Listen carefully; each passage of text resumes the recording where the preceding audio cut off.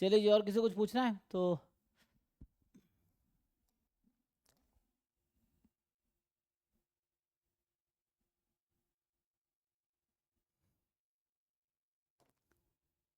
भाई तो जैसे ये क्वेश्चन जो खुला है ना, एग्जाम 2025 में आया, आप देखोगे नेट में भी ये क्वेश्चन आ चुका है ऑलरेडी, है ना, सेम क्वेश्चन। तो कई बार क्वेश्चन है ना, अभी नेट का आप देखोगे मिलेगा अभी। तो इस तरह क्वेश्चन नेट में भी आए हैं। हम लोग ये वाला पेपर कल कर रहे थे। सो ये क्वेश्चन किसी से हुआ है कि नहीं हुआ है, देख लो। हो गया सर। हो गया ना। क्या ऑप्शन आया है? First and third. First and third, क्योंकि ये बहुत आसान क्वेश्चन है जॉइंट डिस्ट्रीब्यूशन का। जिसको बेसिक आता है उससे हो जाएगा। और जिनको नहीं आता है तो आप बोलोगे तो मैं सॉल्व कर दूंगा, वरना मैं मान लूंगा कि सबका हो गया है, क्योंकि कोई बच्चा तो यहाँ है नहीं, सबने। आप जो नेट की तैयारी करो, सबने एमएससी कर रखा होगा तभी तैयारी कर रहे हो। ये चीज़ है। ये एमएससी कर रहे होगे। और फिर भी एमएससी करके भी ये सब नहीं आ रहा तो वापस बीएससी में एडमिशन ले लो और तैयारी करना शुरू करो।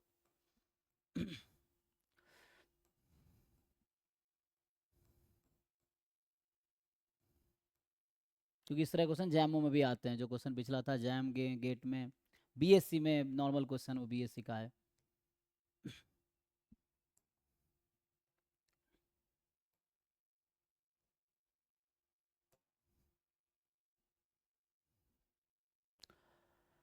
देखिए जी, नेक्स्ट क्वेश्चन जो है, तो ये वाला है, कौन सा नंबर होगा?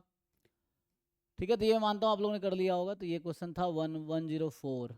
तो ये होगा 105। इसको सॉल्व करके देखिए। हो रहा है नहीं हो रहा है, नहीं हो रहा है, फिर मैं सॉल्व करूंगा। So transition probability matrix of a homogeneous Markov chain, आपको स्टेट स्पेस दे रखा है।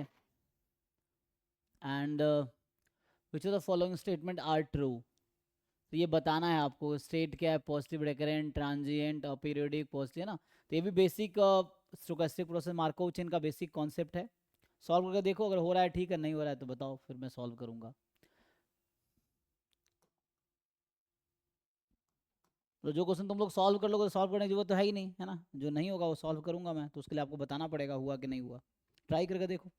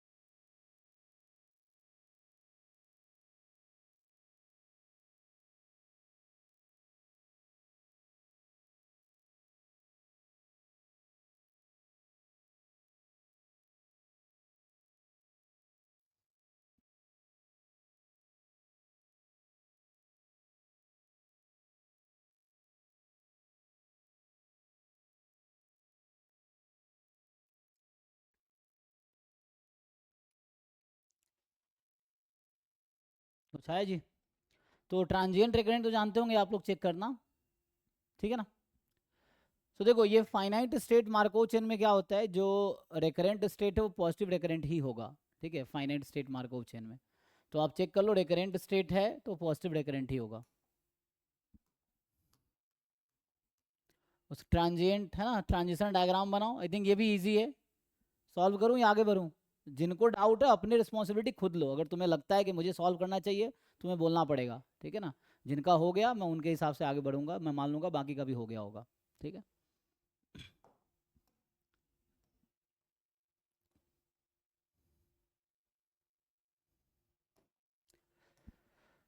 नेक्स्ट देखिए जी।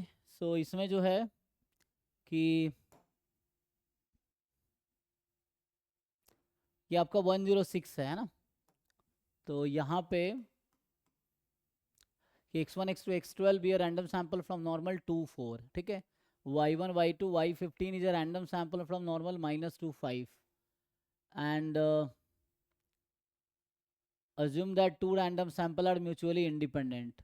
तो x बार दे रखा है ना, sample mean sample variance, sample mean sample variance. So आपसे पूछा हो तो फॉलो, ये भी बेसिक है, आपको प्रॉपर्टी याद होगा यूनिवेरिएट में। जैसे x बार तो क्या हो जाता है, normal mu sigma square by N, और एक ये वाला प्रॉपर्टी है n-1 S square by sigma square. ये तब होता है जब नॉर्मल डिस्ट्रीब्यूशन में ना, चेक करो। तो ये प्रॉपर्टी है, इसके अकॉर्डिंग मुझे लगता है काम हो जाएगा। आई थिंक इस पर ट्राई करके देख लीजिए, क्योंकि दोनों सैम्पल इंडिपेंडेंट है ना। So both sample are mutually independent, तो यू कैन वर्क डायरेक्टली। तो ये दोनों थ्योरम ना उसमें लगाओ, सेम चीज़ है, उसके लिए भी है, वाई के लिए भी सेम वर्क करेगी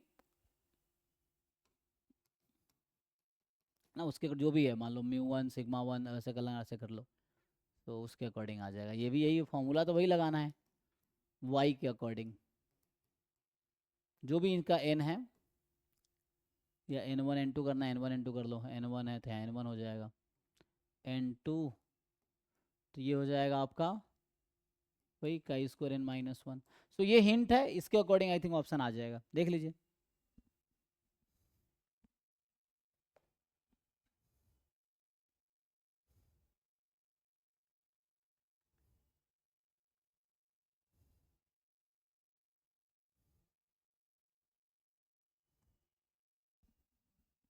सॉल्व करने की जरूरत है जी।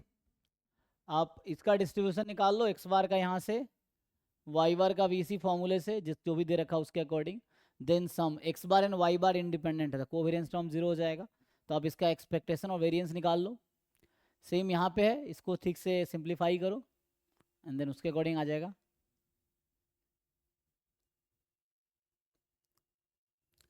यहाँ वो डिवाइड कर देना है, तो आप जानते होंगे प्रॉपर्टी कि chi square M upon M upon chi square N upon N, और ये दोनों रैंडम वेरिएबल अगर इंडिपेंडेंट है तो ये क्या बन जाता है, एफ एम एन। तो ये यहाँ यूज़ हो जाएगा, और ये भी सिंपल है, आप डिस्ट्रीब्यूशन ऑफ दिस क्वांटिटी, तो ये आप एक जानते होंगे।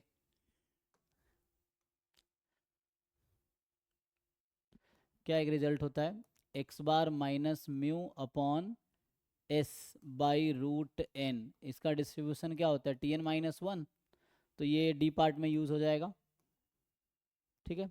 तो ये सब हिंट है, आप देखो सॉल्व कर पा रहे हो नहीं कर पा रहे हो, सॉल्व नहीं कर पा रहे हो बताओ, कर पा रहे हो तो ठीक है। ये सब हिंट है, आप सॉल्व करके देख लो, तो बेसिक क्वेश्चन है।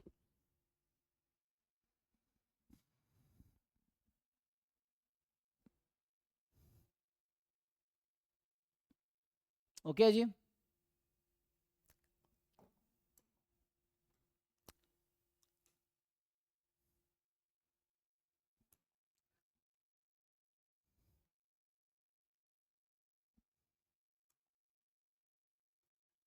ये भी सिंपल क्वेश्चन है रैंडम वेरिएबल का, ये एक्सपोनेंशियल है हाफ, मतलब काई स्क्वायर एक्चुअली है ना। तो यहाँ पे क्या है कि x1 x2 denote the life time in years of two component of an electronic system. y1 है x1 प्लस x2, y2 है maximum of x1 x2, y3 है minimum of x1 x2। Assume x1 x2 are independent each having exponential distribution this. तो आप ये देखेंगे तो x1 x2 बोल रखा है IID exponential with rate half, और you know this is chi square 2 also, ठीक है ना। तो ये काई स्क्वायर 2 भी है, तो इसमें पूछ रहा है क्या होगा, तो मुश्किल तो है नहीं, ये भी ऐसे ही आसान है। सम ऑफ टू एक्सपोनेंशियल का डिस्ट्रीब्यूशन क्या होता है, गामा 2 कॉमा लैम्बडा, ठीक है ना। एक्सपोनेंशियल लैम्बडा या काई स्क्वायर यूज़ करोगे तो उसके अकॉर्डिंग आ जाएगा, ये काई स्क्वायर 4 आ जाएगा, ठीक है, क्योंकि काई स्क्वायर 2 काई स्क्वायर 2 काई स्क्वायर 4 हो जाएगा ना, चेक कर लो एक बारी। तो ये है ना, मतलब ये 1/2 कर लो। सो 2 का काई स्क्वायर 4 है ये।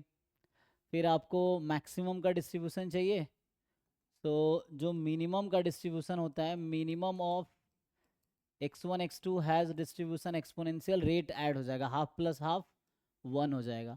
अब बचा मैक्सिमम का, सो या वैसे ज़रूरत भी नहीं है डिस्ट्रीब्यूशन का, डायरेक्टली हम लोग प्रॉपर्टी जानते हैं, प्रॉपर्टी से भी हो जाएगा। जानते हो प्रॉपर्टी आप लोग, जो एक प्रॉपर्टी है कि maximum of x1 comma x2 जैसे है मोर देन, ठीक है, तो मैक्सिमम के लिए क्या आएगा यहाँ, less than some quantity, let's जैसे यहाँ पे मान लो अभी k कर देता हूँ। So if and only if x1 is less than k and x2 is less than k, ये यूज़ कर लो। And similarly minimum of x1 comma x2 ये आ जाएगा हमारे पास मोर देन k। तो इफ एंड ओनली इफ, तो ये वाला प्रॉपर्टी यूज़ कर लेना, तो ये सब जो थ्योरम की जरूरत नहीं पड़ेगी y2 y3 में।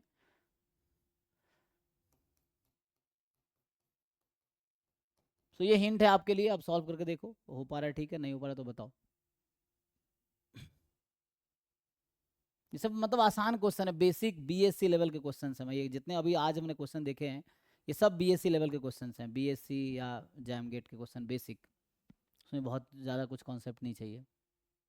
और नहीं भरा तो आप पूछो, फिर मैं सॉल्व करूँगा, वो चीज़ है, मुझे लगता है ईजिली सॉल्व हो जाएगा, ठीक है। ये यूज़ करो आप पार्ट बी और सी में।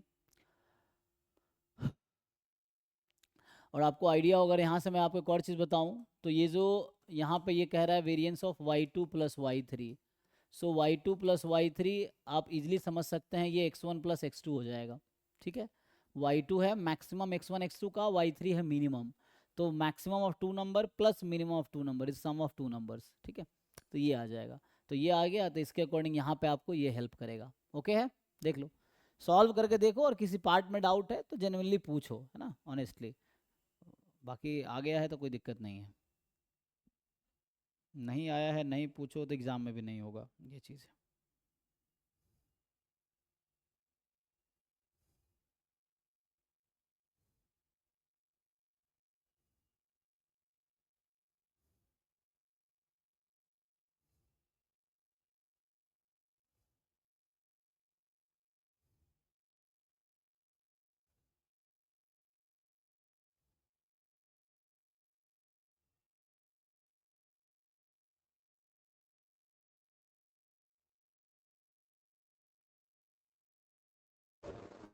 सर मींस जो फोर्थ ऑप्शन है उसमें वेरिएंस 16 आएगी। चेक कीजिए आप, तो y1 तो x1 प्लस x2 ही है, तो हो सकती है ना, वो तो आपका क्या आ रहा है, कैसे लगता है आपको 16 आएगी, जैसे ये y1 plus y2 plus y3 है ना, तो y1 plus y2 plus y3 जो आपका है, तो y2 plus y3 x1 plus x2, और y1 खुद है x1 प्लस x2, तो ये हो गया आपके पास 2 टाइम x1 प्लस x2। अब क्या आप इसका वेरिएंस निकाल सकते हैं, 4 टाइम्स हाँ, variance x1 plus variance x2, या x1 प्लस x2 तो ऐसे ही काई स्क्वायर 4 हो गया, तो 4 time variance of x1 plus x2 जो कि 4 है, मतलब ये y2 y1 आ गया, छोड़िए ना, ऐसे ही बता दीजिए, है ना, ये 2 टाइम y1 ही हो गया ना ये तो y1 का वेरिएंस है 4, sorry y chi square n का वेरिएंस 2n होता है ना, तो y1 का वेरिएंस है 8, तो 2y1 का वेरिएंस कितना होगा, तो ठीक है 32 ही होगा, 4 × 8 हो जाएगा। ठीक है ना, देख लीजिए, मतलब सॉल्व करके देखिए, आप टाइम लीजिए, मैं वेट करूंगा, अगर नहीं सॉल्व होता है तो फिर मैं डिस्कस करूंगा, क्योंकि आपको ये समझना होगा कि आप 50 सॉल्यूशन देख लो, 1 लाख सॉल्यूशन देख लो, आपका दिमाग जैसा है वैसा ही रहेगा, unless you solve your self. आप चाहे यूट्यूब के लाखों वीडियो देख लो, कोई फर्क नहीं पड़ना बहुत ज़्यादा आप में, है ना, बस आपको इतना बिलीफ होगा कि हाँ हमने देखा है। आपसे क्वेश्चन तब भी सॉल्व नहीं हो रहे थे और वीडियो देखने के बाद भी सॉल्व नहीं होंगे। सॉल्व तभी होंगे जब आप सॉल्व करके देखोगे, और अगर सॉल्व हो जाता है आपके खुद से लिखने के बाद, तभी आप ये भरोसा कर सकते हो एग्जाम में आपको आएगा। ये चीज़ें हैं। सिर्फ वीडियो देखने से, क्लास अटेंड करने से एग्जाम थोड़ी निकलता है। एग्जाम निकलता है प्रैक्टिस करने। जो बच्चा वीडियो नहीं देख रहा है, क्लास नहीं कर रहा है, उसका भी एग्जाम निकलेगा अगर वो बच्चा घर पे खुद प्रैक्टिस कर रहा है। क्योंकि एग्जाम में क्वेश्चन सॉल्व करना आना चाहिए, वहाँ अनसॉल्व क्वेश्चन है। अगर घर पे अनसॉल्व क्वेश्चन प्रैक्टिस कर रहे हो रहा है तुमसे, तो एग्जाम में भी होगा। नहीं हो रहा है घर पे, तो एग्जाम में भी नहीं होगा। कोई ऐसा रॉकेट साइंस नहीं, और वो नहीं है कि जादू हो जाना एग्जाम में कोई, या तुम मेरा वीडियो देख लोगे तो एग्जाम निकल जाएगा। ऐसा कोई जादू नहीं होगा। आप सॉल्व करोगे तो आपसे एग्जाम में सॉल्व होगा, नहीं करोगे नहीं होगा, चाहे कितने वीडियो देख लो, कितने लेक्चर अटेंड कर लो। इसके लिए आपको खुद बैठ के सॉल्व करना पड़ेगा क्वेश्चंस आपको, ये चीज़ है। और नहीं आ रहा है तो सीखना पड़ेगा। जहाँ दिक्कत है मतलब प्रॉब्लम को आइडेंटिफाई करो और उस पर वर्क करो। एनीवे ठीक है जी, मुझे लगता है इसमें बाकी और कोई डाउट नहीं होगा। सर इसमें आंसर क्या आया है? आंसर जैसे बता रहे हैं चैट में, देखिए अंकित बताया 134 है। अब ऑफिशियल आंसर की भी ग्रुप में भेजा है मैंने, वहाँ से ही मैच कर सकते हैं आप, अच्छा अच्छा अच्छा, है ना। ग्रुप में देखिए अभी मैंने पीडीएफ भेजा है जो अंकित ने भेजा था लास्ट टाइम। 134 है सर। हाँ 134 ना, 134 ही आएगा। अब चेक कर लीजिए, अगर नहीं हो रहा है तो मैं डिस्कस करूँगा, और कोई पार्ट आपको लगता है कि नहीं हो रहा है तो मैं ट्राई करूँगा, फिर ये चीज़ है। ठीक ठीक सर। हाँ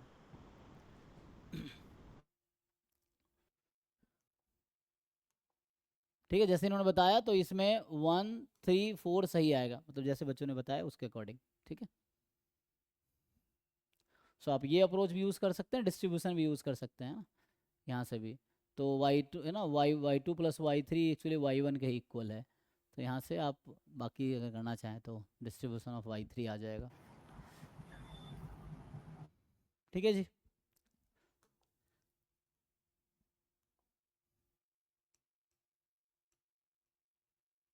ये भी बेसिक क्वेश्चन है। तो ये सब क्वेश्चन एटलीस्ट आप देखेंगे, जो बच्चा जैम गेट के प्रीवियस ईयर पेपर सॉल्व कर लेगा ना, तो ये सब क्वेश्चन इजीली आ जाएगा उसको, और आप लोगों को आता भी होगा, क्योंकि ये सब क्वेश्चन नेट के लेवल के अकॉर्डिंग डिफिकल्ट नहीं माना जाएगा। नेट में जिस तरह क्वेश्चंस आते हैं ना, तो उसके अकॉर्डिंग ये सब क्वेश्चन जैम और गेट का क्वेश्चन है। अब जैम और गेट का अगर पिछले, जो गेट तो स्टार्ट 2019 से स्टार्ट हुआ था, पिछले 6 साल के क्वेश्चन हो गए, और जैम के पिछले 15-20 साल के क्वेश्चन हो गए। उतना आप सॉल्व कर लेते हो, ये सब क्वेश्चन आपको ईजी लगने लगेगा। उन बच्चों के लिए जिनको मुश्किल लगता है उनको बता रहा हूँ। तो ये सब जैम गेट में भी ऐसे क्वेश्चन फ्रिक्वेंटली आते हैं। जैम गेट ISI ISS, इन सब एग्जाम के भी पेपर्स आप कर लोगे ना, तो अच्छी खासी आपके कॉन्सेप्ट अच्छे हो जाएंगे। मतलब है ना, क्वेश्चन प्रैक्टिस करने के लिए, जैसे जैम का पेपर है, गेट है, नेट तो आप अगर कर ही रहे हैं, नेट की जो तैयारी, तो नेट तो करना ही है। फिर ISS है, ISI है, इन सब एग्जाम के PYQ बैठ के सॉल्व कर लो। उन सिलेबस का जिस एग्जाम की आप तैयारी करो, नेट की तैयारी करो तो नेट के सिलेबस में सब है। इसका पूरा सिलेबस है, इसका पूरा सिलेबस है ना, इनका बस देख लेना। ISS में कुछ एक्स्ट्रा भी है, तो मतलब you just solve those questions from different PYQs जो आपके सिलेबस का हो। अब आपको पता आप किस एग्जाम की तैयारी कर रहे हैं, तो उसके अकॉर्डिंग आप बैठ के प्रैक्टिस कीजिए। तो ये सब कर लेंगे, क्योंकि एग्जाम का एक स्टैंडर्ड लेवल है। एग्जाम में अच्छे अच्छे क्वेश्चंस आते हैं, किताबों में बेसिक क्वेश्चन होता है, फंडामेंटल अंडरस्टैंडिंग वाला वो है, लेकिन एग्जाम में थोड़े स्टैंडर्ड क्वेश्चन आते हैं, क्योंकि वो चेक करता है आपका लेवल क्या है। ये चीज़ है, ट्राई कीजिए, बताइए।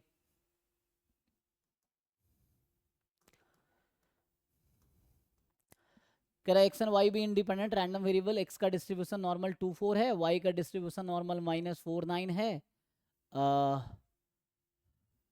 5 1 0.8413 है, 5 2 दे रखा है, 5 3 दे रखा है, जहाँ कैपिटल 5 डिनोट कर रहा है CDF ऑफ नॉर्मल 0 1। कर रहा है which of the following statement is true ना। बहुत बेसिक नहीं है, मतलब जिनको जॉइंट डिस्ट्रीब्यूशन आता है, बाईवेरिएट डिस्ट्रीब्यूशन का कॉन्सेप्ट पता है, वो कर लेगा। ट्राई करके देखिए, तो फिर बताइए नहीं हो रहा है तो। ये है, यू ट्राई एंड टेल, है ना, ये है।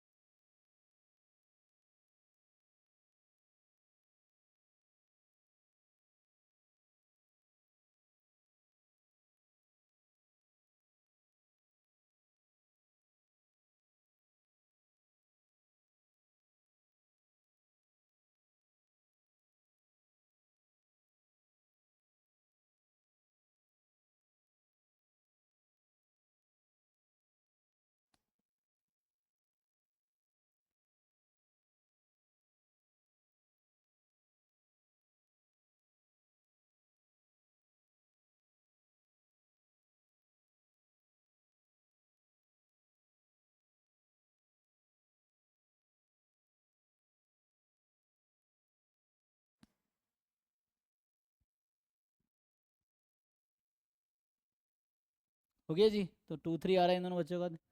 कोई डाउट है किसी को इस पार्ट में, बताइए। तो सिंपल एक्स नॉर्मल है, वाई नॉर्मल है, तो आप 2x प्लस वाई का डिस्ट्रीब्यूशन निकाल सकते हैं, है ना। देन उसको स्टैंडर्ड नॉर्मल बी पार्ट में तो स्टैंडर्ड नॉर्मल में कन्वर्ट करके हो जाएगा। कोवेरियंस का आप प्रॉपर्टी जानते होंगे, ये लीनियर प्रॉपर्टी को फॉलो करता है। एंड देन ये तो बहुत आसान क्वेश्चन है, ठीक है ना, इसमें कोई दिक्कत नहीं है ना, हो जाएगा। ठीक है, कोई दिक्कत नहीं है, तो आगे बढ़ते हैं। तो जैसे बताया है लोगों ने, है ना, 2 3 आपका आ रहा है, सो 2 और 3 आएगा सही, ठीक है। सो सर ये हाँ, जो 2x+y की डिस्ट्रीब्यूशन है वो 0 25 आएगी ना, अच्छा। नॉर्मल 0 25। किसकी बात कर रहे हैं, कौन से ऑप्शन की? 2x+y, लास्ट वाला तो गलत है, ये अच्छा, just 2x+y। X plus Y की पूछ रहे हैं ना, ठीक है। तो हम मीन लेंगे ना, तो मीन है 2 2x+y। और -4, तो कितना आ जाएगा? -2।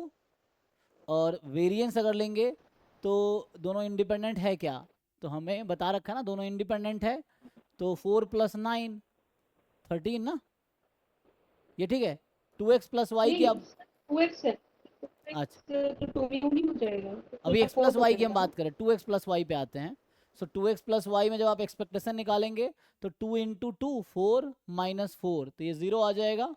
एंड वेरिएंस जब आप निकालेंगे तो 4 टाइम वेरिएंस ऑफ x, सो जो कि है 4 प्लस वेरिएंस ऑफ y जो कि है 9, 16 + 9 25 जी, आप सही कह रहे हैं हाँ। सो 2x प्लस वाई नॉर्मल 0 25 हो जाएगा ना।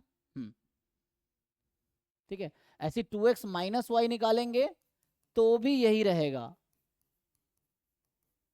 सॉरी ये कह रहा हूँ, यहाँ मीन क्या आएगा, मीन में डिफरेंस आएगा ना, सॉरी वेरिएंस वही रहेगा, मतलब वेरिएंस इसका सेम होगा ना, ठीक है। लेकिन मीन चेंज हो जाएगा, राइट।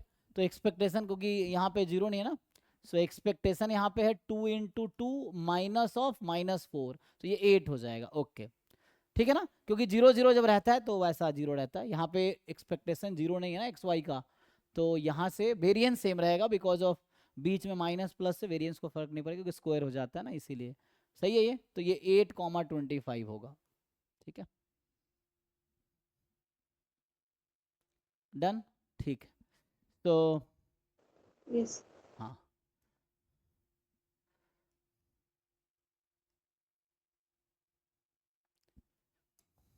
ये सब भी है ना, तो ये सब जो क्वेश्चंस अभी हम देख रहे हैं इस पेपर में, ये सब जैम गेट के जैसा ही है, मतलब जैम गेट के जो PYQs अगर आप वो सॉल्व ढंग से कर लेते हैं तो ये सब आप इजीली कर लेंगे। इसलिए मैं सजेस्ट करता हूँ कि जिन बच्चों का नेट के क्वेश्चन मुश्किल लगते हैं, पहले आप जैम के सारे PY करो, फिर गेट के करो, फिर नेट के करो, इतना सारा कर लोगे, इसको 1 2 बार रिवाइज कर लिए तो आपका बहुत अच्छा कंसेप्ट हो जाएगा। ये है जिनको दिक्कत है, वरना ज़्यादातर बच्चे आप में से ये सब आसानी लगता होगा उनको। ठीक है, देखिए कि x1 x2 xn जो है रैंडम सैंपल है, यूनिफॉर्म -θ 2θ का, एंड थीटा मोर देन 0 है। अब आपको यहाँ पे x बार x1 xn दे रखा जो हम जानते हैं, सो कह रहा है कौन सा स्टेटमेंट ट्रू है, MLE निकालना है, MME निकालना है।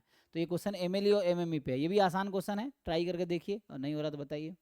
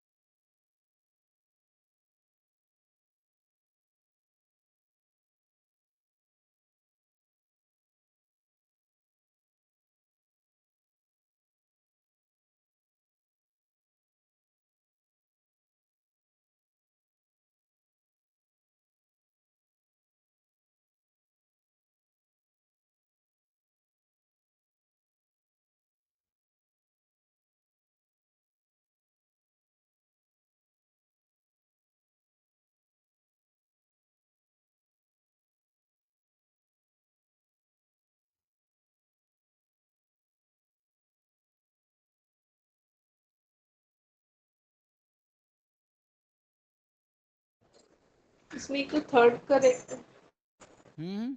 थर्ड करेक्ट है। और सर फर्स्ट और सेकंड में डाउट है मतलब। तो एमएलई कैसे निकालते हैं? देखिए, जब हम लोग लाइक्लीहुड फंक्शन लिखेंगे तो लाइक्लीहुड फंक्शन में आप क्या लिखते हैं? I from 1 to n PDF of x i.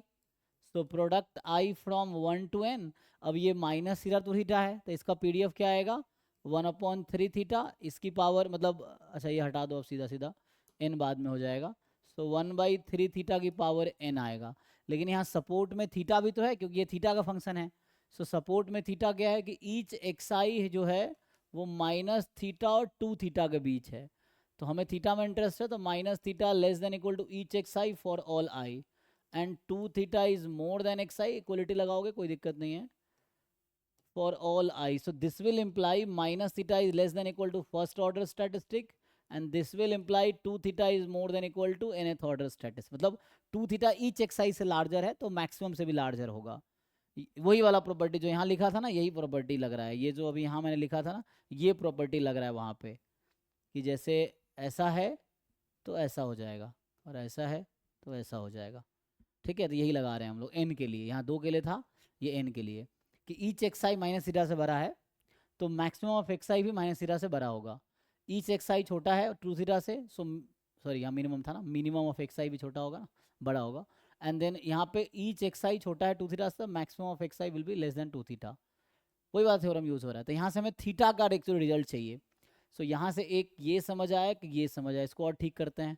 तो यहाँ से आएगा थीटा अगर माइनस से मल्टीप्लाई कर देंगे so more than equal to minus of first order statistics. यहाँ से आ जाएगा theta more than equal to nth order statistics upon 2। अब फिर से वही प्रॉपर्टी लगाइए जो अभी दिखाया था ना मैंने कि थीटा इससे भी बड़ा है, इससे भी बड़ा है, theta more than something k1, theta more than k2। तो आएगा theta more than equal to maximum of these two numbers. ठीक है, सो ये आ गया।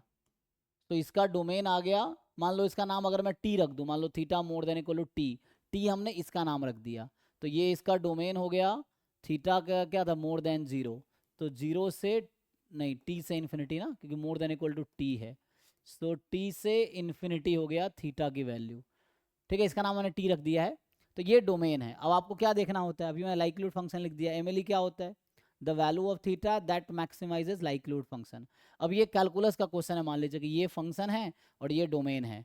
इस इंटरवल में थीटा की वो वैल्यू बताइए जहाँ पे ये लार्जेस्ट वैल्यू अटेन करता हो। तो ये डिक्रीजिंग फंक्शन है तो थीटा की स्मॉलेस्ट वैल्यू लाइक्लीहुड फंक्शन की लार्जेस्ट वैल्यू देगी। सो स्मॉलेस्ट वैल्यू थीटा की क्या है? T. So theta is equal to T is MLE. तो मतलब theta is equal to maximum of minus of first order statistics this upon 2, this is mle। Check कीजिए सही है। तो ये बी वाला आ जाएगा।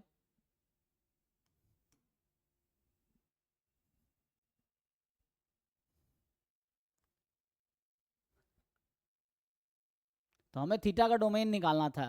इतना हम कैलकुलेशन क्यों किए? ये जानने के लिए कि थीटा कहाँ से कहाँ तक है, इसलिए इतना कैलकुलेशन किया। क्योंकि हमें क्वेश्चन में एक्स आई दे रखा है, क्वेश्चन में तो ये दे रखा था कि एक्स आई यहाँ से यहाँ तक है। इसको यूज करके मुझे ये जानना था थीटा कहाँ से कहाँ तक है, ये देखना था। तो थीटा यहाँ पे टी से इन्फिनिटी है, टी जहाँ हमने इसका नाम रखा है। डन। ठीक है जी, और देख लीजिए, और कुछ डाउट है तो पूछिए।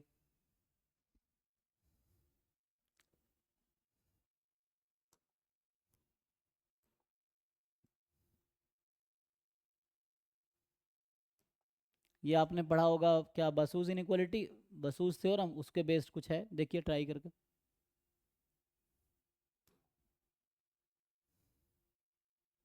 तो ट्राई कीजिए, आंसर बताइए। नहीं हो रहा है तो फिर पूछिए।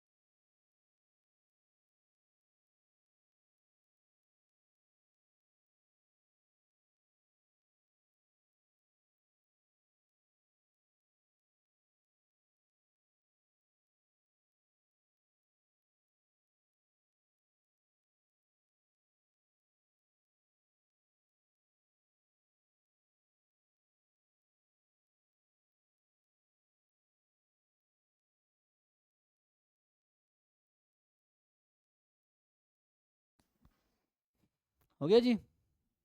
अब अलग अलग आंसर आ रहा है, कुछ का 2 3, कुछ का 1 2 3। देखो भाई ऑफिशियली क्या है, ये होना क्या चाहिए।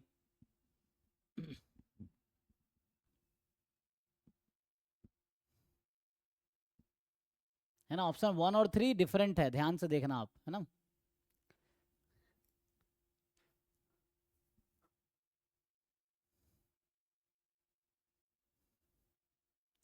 एंसिलरी इंडिपेंडेंट है किससे, बसूस थ्योरम क्या कहता है, एंसिलरी जो है इंडिपेंडेंट है कंप्लीट सफिशिएंट से, यही ना। तो यहाँ पे क्या है डिस्ट्रीब्यूशन, यूनिफॉर्म जीरो थीटा है, nth order statistics complete sufficient होगा। तो ये कंप्लीट सफिशिएंट है और ये एंसिलरी हो जाएगा।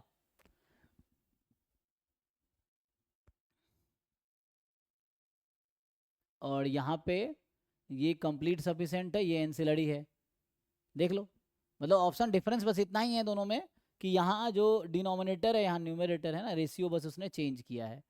बाकी ये कंप्लीट सफिशिएंट है, दोनों एंसिलरी है। तो ठीक है जी। देखो 1 क्यों गलत है भाई आपके हिसाब से, किनका आंसर लगा, अंकित चेक कीजिए। What do you think 1 is not true. Basu's theorem का स्टेटमेंट देखिए और अप्लाई कीजिए।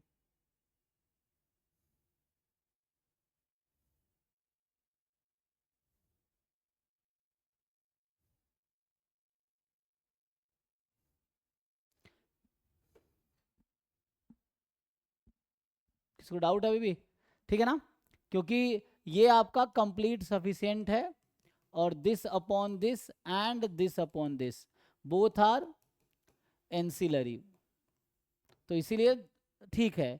ये दोनों भी independent, ancillary complete sufficient, ancillary complete, दोनों सही है, बस उससे डायरेक्टली आ जाएगा। यही अब आप यहाँ पे काम करेंगे, यहाँ पे मुझे ऐसा लाना है कि एक्सन था ना, तो इसके साथ काम करो, ये और ये इंडिपेंडेंट है तो इससे हो जाएगा। तो आप इन दोनों को यूज़ करेंगे ना कि दोनों इंडिपेंडेंट है, तो इंडिपेंडेंट में क्या होता है, मान लो ये T1 है ये T2 है, जस्ट समझने के लिए। तो expectation of T1 into T2 is equal to expectation of T1 expectation of T2, put कर दो इजिली आ जाएगा। तो किसको रखना है लेफ्ट साइड में, सो यहाँ पे T2 को रखना है, तो T1 इधर बुला लो, तो यहाँ आ जाएगा expectation of T1 into T2 upon expectation of T1, so this is expectation of T2 आ जाएगा। ठीक है, सो ये पुट कर लो, ये सीधा सीधा ऑप्शन आपको 2 देगा। ठीक है, ये T2 ये हमारा था, एंड T1 T2 करोगे तो जस्ट आ जाएगा x1 एंड देन T1 में xn है। ठीक है, तो ये 2 भी सही है, तो 1 2 3 ओके है। बाकी इसमें लॉग की प्रॉपर्टी लगाओ, log a minus log b है ना, उसके अकॉर्डिंग यू कैन सी।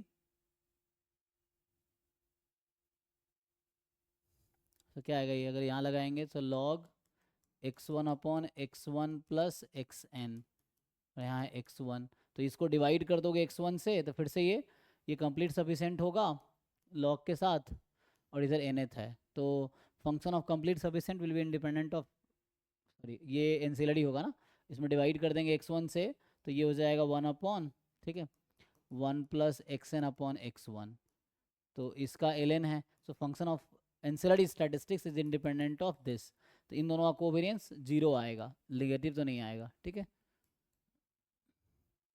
किसी को कोई है पूछिए। ठीक है, 1 भी सही है। सो डायरेक्ट बसूस थ्योरम पे ये क्वेश्चन है, चारों पार्ट।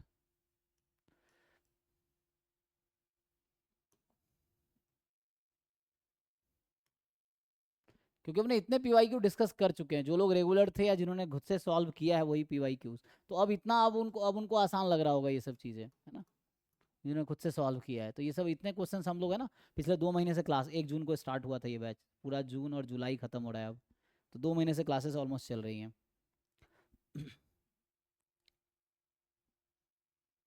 बताइए, यूएम भी ही निकालना है यहाँ पे।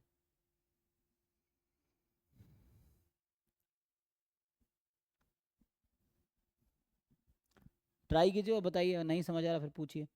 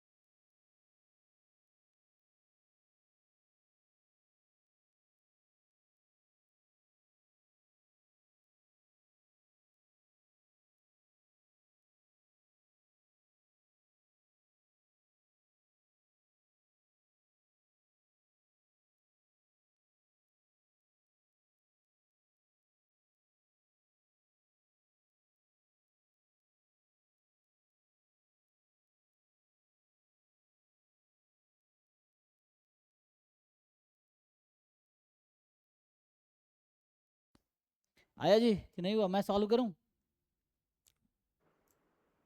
1 4 2 है, 2 2 3 नहीं समझ आ रहा। अच्छा, देखिए ट्राई करते हैं, अगर नहीं हो रहा है तो।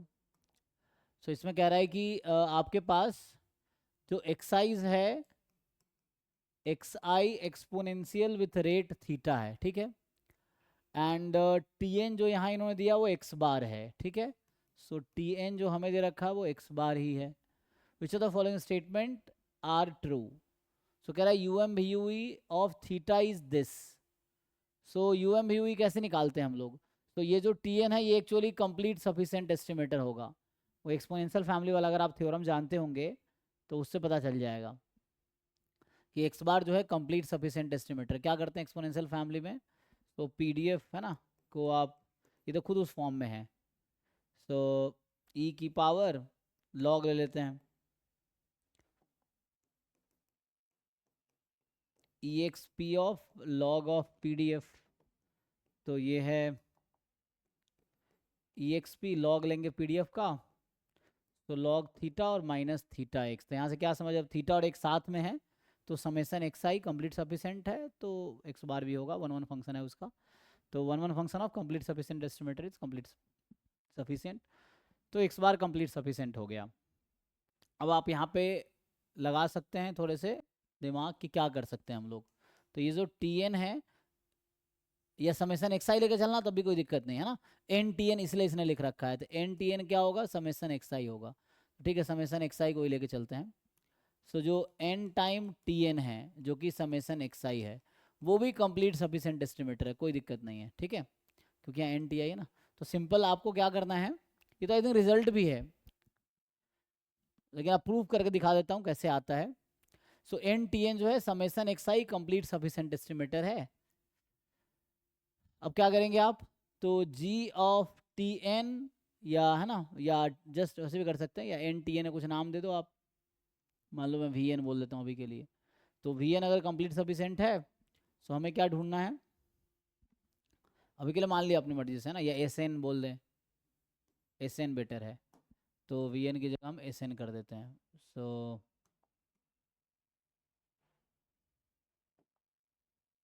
जो एस एन है, एस एन मतलब summation x I, I from 1 to n, this is complete sufficient estimator. तो बाय लेमन सेफी थ्योरम क्या कहता है कि जी ऑफ एस एन आपको ढूंढना है जिसका एक्सपेक्टेशन थीटा के इक्वल आ जाए। लेकिन यहाँ दिक्कत ये है कि यहाँ ई एक्स जो है आपका वो इक्वल हो जाएगा 1/थीटा के, ठीक। तो हमें तो थीटा का यू एम यू चाहिए, तो आपको ढूंढना होगा क्या कर सकते हैं। तो आप एस एन का डिस्ट्रीब्यूशन निकालेंगे, क्या आएगा यहाँ से। अगर मैं पूछूं ये जो एस एन लिखा है मैंने, summation x I I from 1 to n, ये गामा n कॉमा थीटा हो जाएगा, ठीक।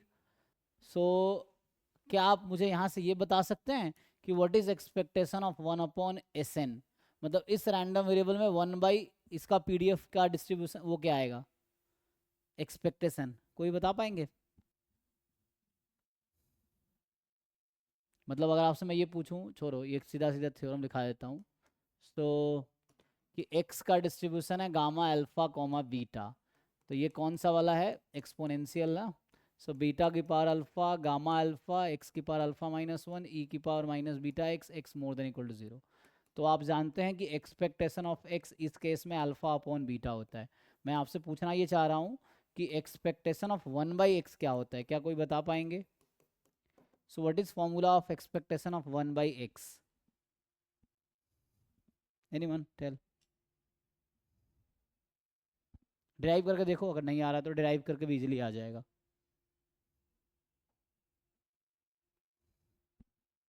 किसी को याद नहीं है?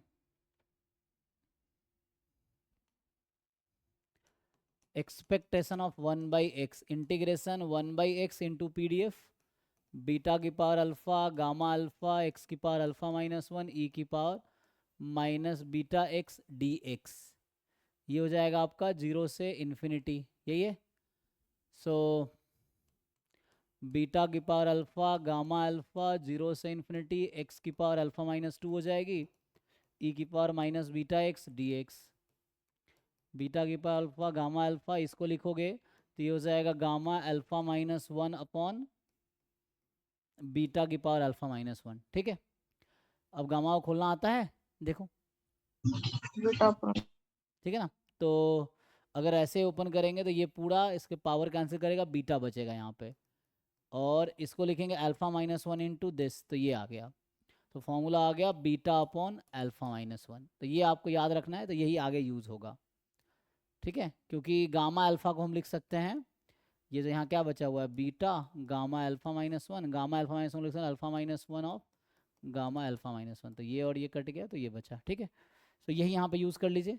सो इस वाले पीडीएफ के according beta upon alpha minus 1, तो ये हो जाएगा, यहाँ बीटा क्या है, so beta upon alpha minus 1, ये आ गया। ठीक है, पीछे मैंने प्रूफ किया, उसको यूज़ कर लिया।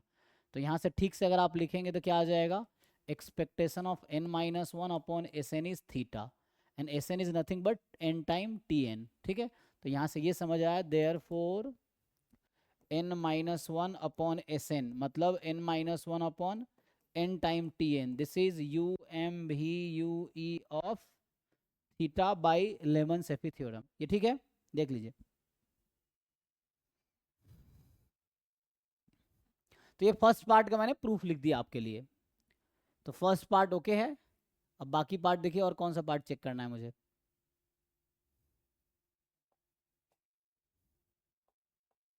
देख लीजिए, तो फर्स्ट सही है, जैसे ये आंसर बता रहे हैं, सो 1 to 4 बता रहे हैं, आप चेक कीजिए क्या 1 to 4 सही है। कह रहा है U M V U E of theta attains Cramer Rao lower bound, तो क्या ये सी आर एल बी को अटेंड करता है। तो सी आर एल अटेंड करने का थ्योरम भी है एक, और वैसे भी आप चेक कर सकते हैं। तो क्या ये सही बता रहे हैं, देखिए एक बार।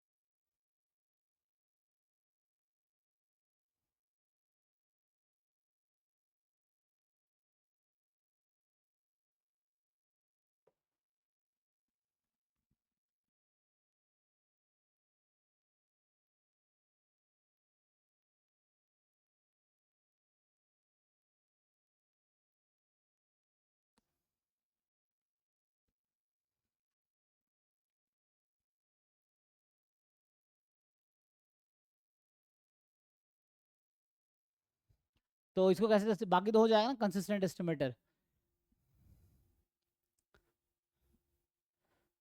तो ये क्या कहना चाह रहा है, आप वैसे भी देख सकते हैं कि सी आर एल भी आप ये तो निकाल सकते हैं, तो एक थ्योरम है, एक थ्योरम आपको मैं लिखाऊं इस ऑप्शन के लिए। तो या तो एक है ना, ये कहना चाह रहा है कि जो वेरिएंस है, ये जो सी ऑप्शन कहना चाह रहा है कि वेरिएंस ऑफ ये जो क्वांटिटी है n minus 1 N T N, ये इक्वल होगा C R L B of theta के। सो आपको निकाल के, ये तो एक तरीका है कि आप दोनों फाइंड करो, ये भी एक तरीका। दूसरा एक थ्योरम भी है जो ये बता देता है। सो एक तो आप ये चेक कर सकते हैं कि सी आर एल बी निकालिए, जो इसका फॉर्मूला है ना, तो उसके अकॉर्डिंग थोड़ा आपको टाइम लग सकता है। क्या होता है, तो ये जी डैश थीटा का whole square, so 1 upon minus of expectation of double derivative of log likelihood function, ये फॉर्मूला है ना सी आर एल बी का। तो इस तरीके से जाओ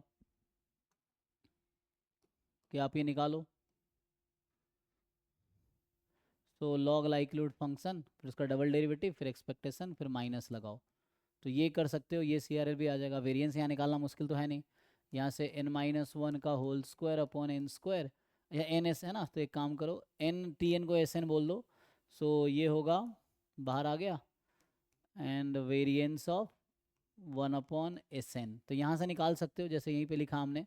अगर आपसे पूछ लिया जाए कि what is variance of x, तो ये आप जानते हैं अल्फा अपॉन बीटा स्क्वायर। चौथा आपसे पूछ लिया जाए what is variance of 1 upon x, क्या ये निकाल पाएंगे? देखिए, तो सिमिलरली उसी तरीके से आपको पहले, है ना, ये वेरिएंस ऑफ 1/x निकालने के लिए हमें क्या चाहिए होगा? एक्सपेक्टेशन ऑफ 1/x का whole square minus expectation of 1/x फिर इस पूरे का स्क्वायर। तो ये तो निकालना, ये तो हमें पता है पहले से, ये तो निकालना पड़ेगा। तो ये बिल्कुल उसी तरीके से आ जाएगा। क्या आएगा? तो इससे कर सकते हैं। तो आप ये कैलकुलेट कर लीजिए यहाँ से,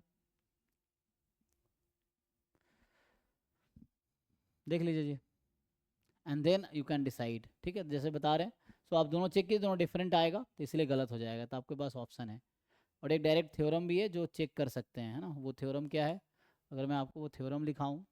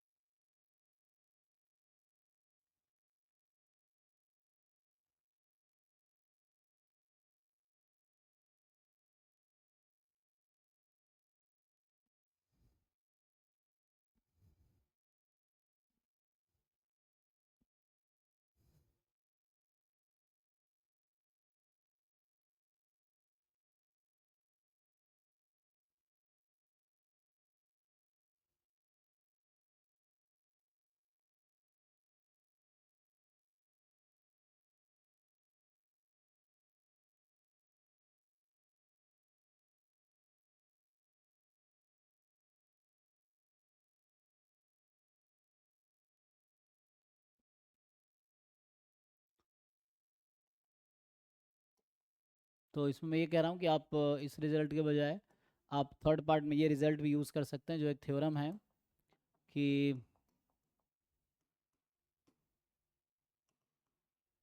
इसमें ये कहता है कि x1 x2 xn ये IID रैंडम वेरिएबल जिसका PDF fx है, जिसमें थीटा होगा। एंड ठीक है, जो भी उसका सपोर्ट, कुछ रेस्ट्रिक्शन है CRLB लगाने के लिए, वो रेस्ट्रिक्शन सेटिस्फाई करेगा। तो है ना, ये भी बोलता है कि द फैमिली जो है एफ थीटा एक्स, जहाँ theta belongs to big theta parameter space, है ना, सेटिस्फाइज है ना, एक कंडीशन है, कंडीशंस रिक्वायर्ड टू कैलकुलेट, है ना, CRLB या existence of CRLB।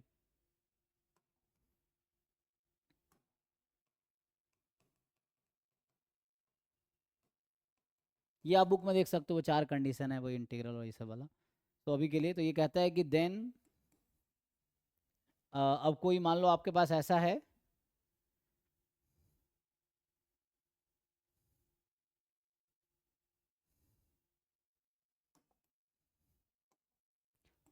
Late T be an estimator, एक कोई एस्टिमेटर है ऑफ थीटा अभी के लिए, है ना, या जी थीटा लेना है, जी थीटा ले लो। तो ये बोलता है कि variance of t is equal to CRLB of g theta if and only if, ये if and only if condition है, ठीक है। इफ एंड ओनली इफ ये जो TX होगा एस्टिमेटर, है ना, तो ये T एस्टिमेटर है, T का मतलब क्या, TX फंक्शन ऑफ एस्टिमेटर क्या होता है, function of random sample that does not contain any unknown parameter, ठीक है। तो TX must be some phi x, sorry phi theta, है ना, तो phi theta plus k theta, हो सकता है दूसरे फॉर्म में आपको याद हो ये, डेल अपॉन डेल थीटा। अगर सिंगल पैरामीटर है तो D अपॉन D थीटा हो जाएगा, ठीक है। सो अगर सिंगल पैरामीटर में बात कर रहे हैं, so D upon D theta of log f theta x. अच्छा, तो ये लाइक्लीहुड फंक्शन है, log likelihood function. So log likelihood function, ठीक है, for all theta belongs to parameter space, ये है। अच्छा, यहाँ गया कुछ और भी है, फॉर सम लिखा होगा, एंड फॉर सम फंक्शन के थीटा, ठीक है।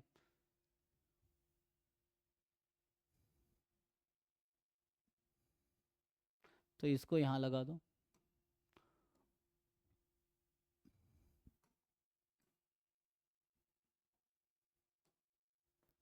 सो टी एक्स इक्वल होगा five theta plus k theta into this. अब ये भी थ्योरम वहाँ लगा सकते हैं आप, चेक कर सकते हैं ट्रू है कि नहीं है। तो जैसे मैं अगर ये लगा के बताऊँ आपको, so you just try this पिछले क्वेश्चन में। तो क्या ऐसा कोई एस्टिमेटर मुझे मिलेगा? तो ये देखिए टी एक्स उस क्वेश्चन के अगर थर्ड पार्ट में ट्राई करें तो अच्छा साई थीटा यहाँ पे क्या है, ये जी थीटा होगा, है ना, क्योंकि यहाँ पे मैं जी थीटा लिखा हूँ, वो ये साई थीटा है इसका एक्चुअली।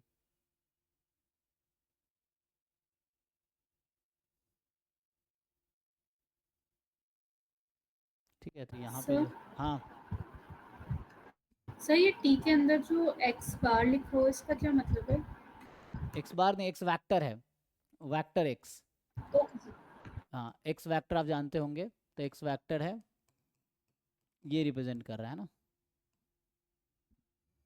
वैक्टर एक्स, है ना। तो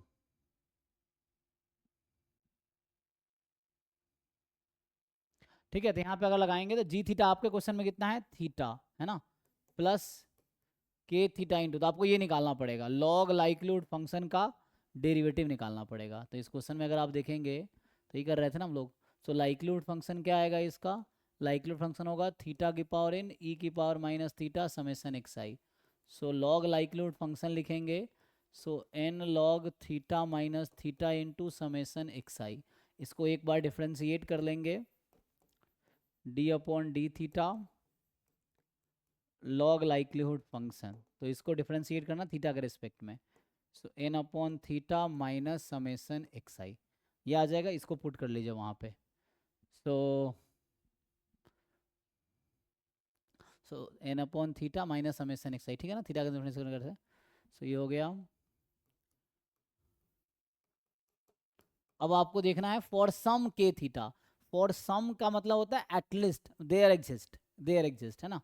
तो ऐसा के थीटा क्या लोगे कि टी एक एस्टिमेटर हो जाएगा, आप खुद सोचो। सो व्हाट के theta you will consider so that this will become an estimator. Estimator क्या होता है, that must be free of any unknown parameter. तो आप के थीटा कुछ भी कंसीडर कर सकते हो, आप खुद सोचो कि ऐसा क्या के थीटा लेना चाहोगे जिससे ये थीटा से फ्री हो जाए, मतलब ये एस्टिमेटर बन जाए। So this is not a statistic for any के थीटा। आप के थीटा कुछ भी कंसिडर कर लो, ये स्टैटिस्टिक नहीं बनेगा, चेक कीजिए। या एटलीस्ट आप ये सोचो कि ये बनाना है आपको, आपका आंसर क्या आया था, ये आया था ना, n minus one summation x i, यही था, n minus one n T n summation x i. तो आप सोचोगे n minus one summation x i कब बन सकता है, ऐसा क्या लोगे के थीटा को ताकि ये ऐसा बन जाए, क्योंकि आपको पता है यू एम यू तो यही था। तो जो भी वेरिएंस अगर क्रैमर राव लोअर बाउंड के इक्वल है, आपको पता है कि टी यू एम यू हो जाएगा अगर ऐसा हुआ तो। सो क्वेश्चन ये है कि क्या टी को आप थीटा से फ्री कर पाओ। K theta you can consider anything, k theta is a function of theta, you can consider, तुम थीटा ले सकते हो, वन बाई थीटा कुछ भी ले सकते हो थीटा का फंक्शन मैनिपुलेट करने के लिए, लेकिन ऐसा थीटा लो कि ये सारे थीटा गायब हो जाए। तो देखो ऐसा कुछ बना पाओगे ताकि ये बन जाए, तो ऐसा क्या लोगे के थीटा को कि ये बन जाए, ये नहीं बनेगा कभी भी, चेक कर लो, बना पाओगे देख लो। तो ये हम थ्योरम लगा रहे थे, ठीक है। तो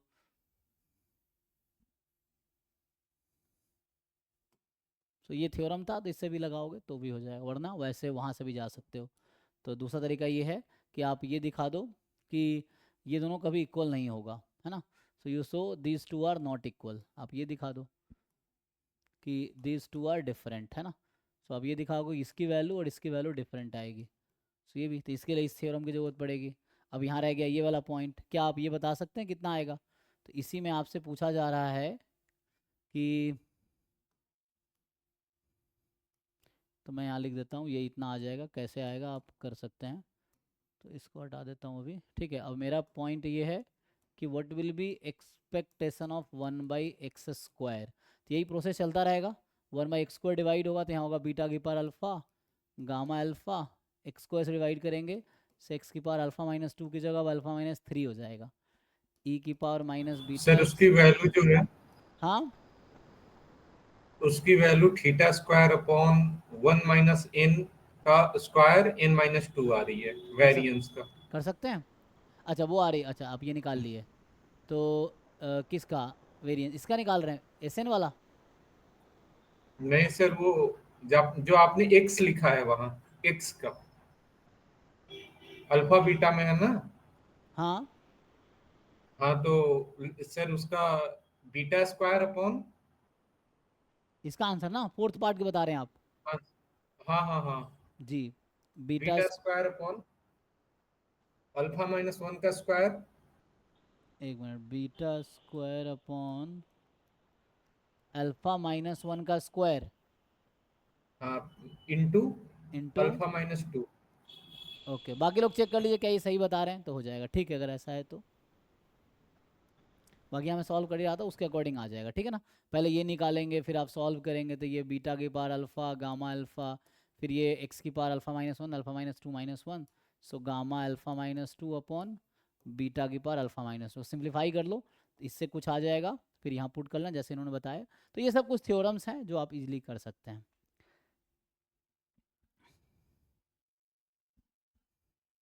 ठीक है जी। तो इसको ट्राई कीजिए। तो अभी हमने आज कहाँ तक किया ट्राई, ये जो क्वेश्चन है हमने 1 1 ट्रिपल 1, तो इसमें आंसर आया 1 2 4, 3 नहीं होगा। इसमें कुछ कन्फ्यूजन है फिर से पूछो, अगर किसी को लगता है कुछ डाउट है तो आप पूछिए।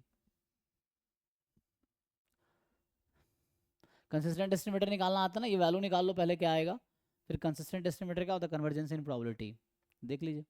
तो weak law of large number use करेंगे तो हो जाएगा, क्योंकि एक्स बार ही है ना। तो weak law of large number लगा लीजिए और उसका क्या बोलते हैं इन्वेरियंस प्रॉपर्टी वो लगा लीजिए तो उससे आ जाएगा, ठीक है। तो कल यहाँ से स्टार्ट करते हैं 12 से।